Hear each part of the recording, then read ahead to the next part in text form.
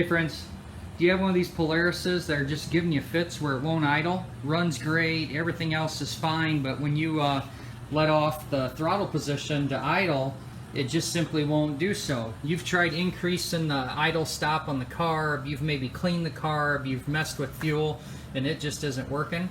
I'm going to show you what is probably the cause. And it's a really simple fix on this.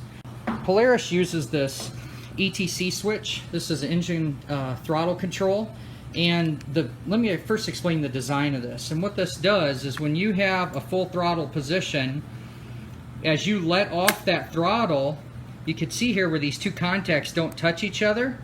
Well, if they were to touch, meaning that you had let go of the throttle, okay, and let's say this cable broke or bound up or the slide stuck or whatnot, what would happen is these two would actually be able to touch each other. Let me adjust it wrong so that you can see.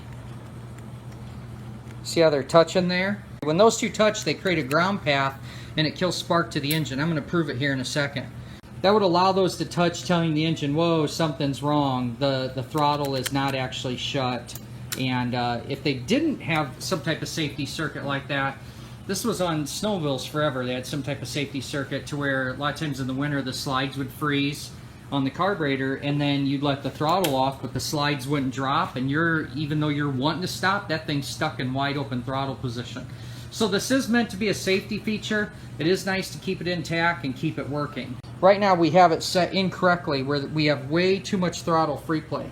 The manual says something like a 1/16 to an 1/8 of an inch, and we've got more like a 1/4 here, which is allowing these to touch. Well, I'm going to show you here what happens. I put a little inline spark checker on here. I'm going to go ahead here and crank this over, and you're going to see we're going to have maybe one flash but no continued spark. And right now we have nothing. Okay?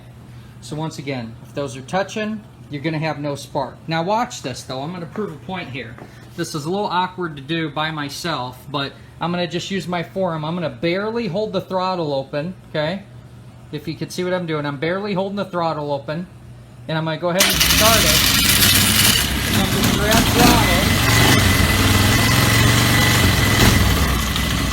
I have spark, but as soon as I let the throttle back off and those touch, it dies. Alright, now you get the basic theory. Let's go ahead here and show how to actually fix it. You've got an adjuster here.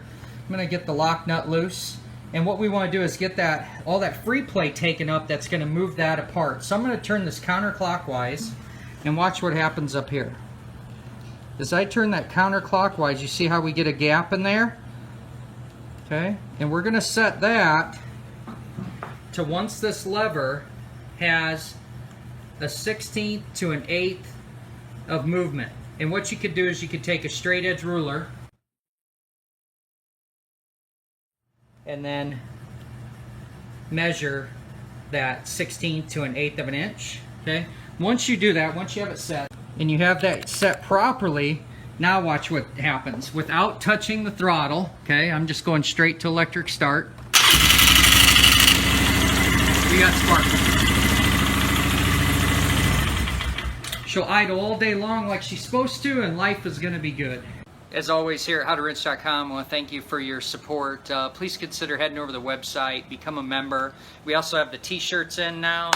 We got stickers if you want to show off your support of working on your own stuff and just everything we do here at the channel and our community. As always, make it a great day and keep wrenching. Peace.